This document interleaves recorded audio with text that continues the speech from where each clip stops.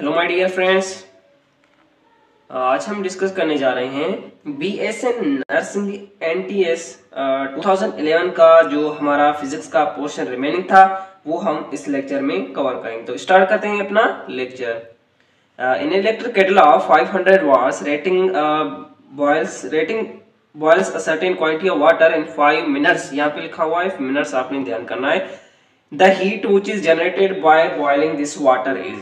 तो आपने सिंपली ये फार्मूला पढ़ा होगा। तो पावर आपको दिया गया है, पावर 1500 वाट और टाइम जो है वो है 5 को आप मल्टीप्लाई करेंगे 60 से, क्योंकि आपने कन्वर्ट करना है सेकंड्स में।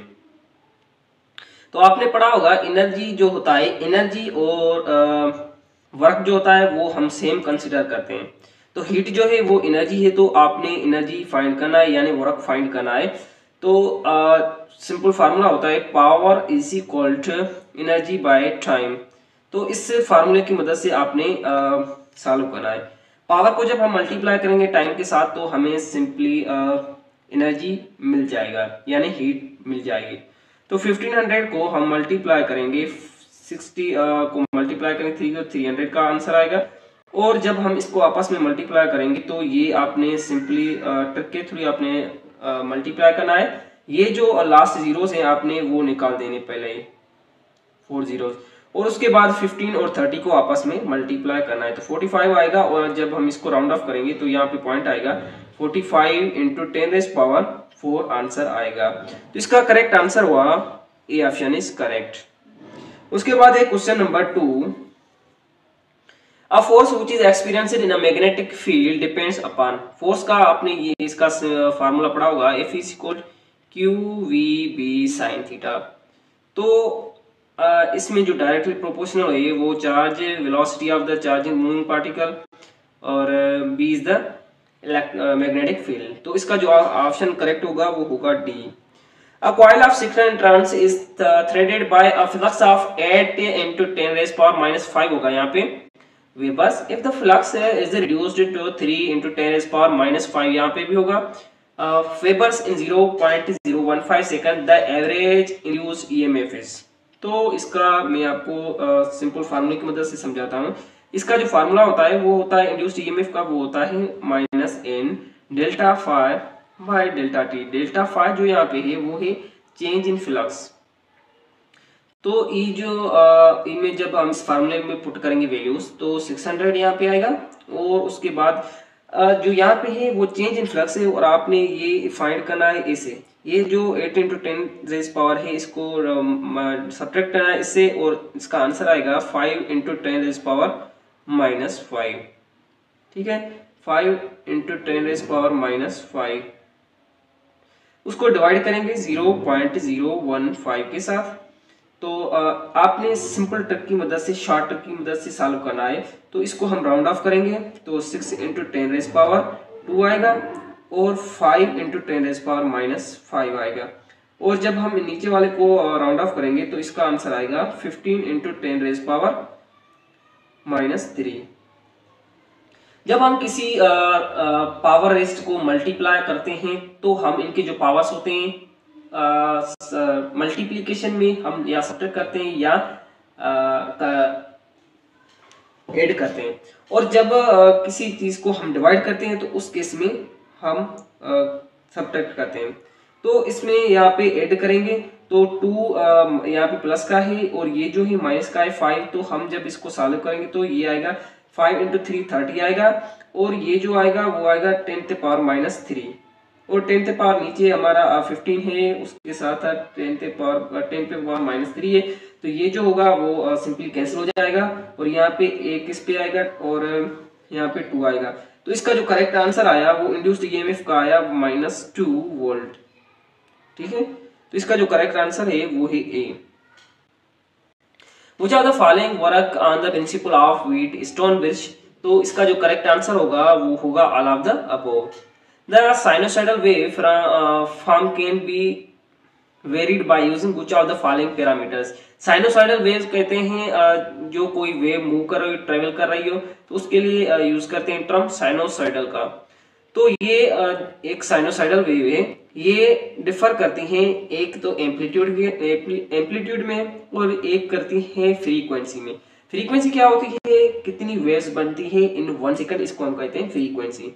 फेज एंगल, यहाँ पे ये जो वेव हुई वो स्टार्ट हो रही है 0 से, अगर कोई वेव हो जो यहाँ से स्टार्ट हो रही हो तो इस ये एक फेज चेंज भी है। ठीक है, यहाँ पे जो है एग्जांपल के तौर पर यहाँ पे हम ले रहे हैं एक्स एक्सेस, तो यहाँ से जो मैक्सिमम एम्पलीट्यूड से ये जो वेव स्टार्ट हो रही है तो ये कहलाता है फेज एंगल। तो इसका जो करेक्ट आंसर होगा, ये तीनों के तीनों पैरामीटर्स के थ्रू वेव जो है साइनसोइडल वेव वो डिफर करती हैं। ये option is correct. A semiconductor photodiode is a, ये जो सेमीकंडक्टर फोटोडायोड होता है वो रिवर्स बायस जंक्शन में होता है, इसका कनेक्शन होता है reverse bias junction.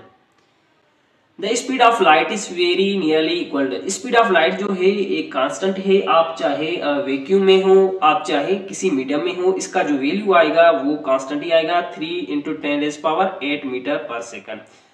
Radiation can cause leukaemia, radiation sickness, skin cancer, gene mutation, all of the correct answer is E. Application of laser is to perform precision surveying, yes. Is a potential energy source, yes.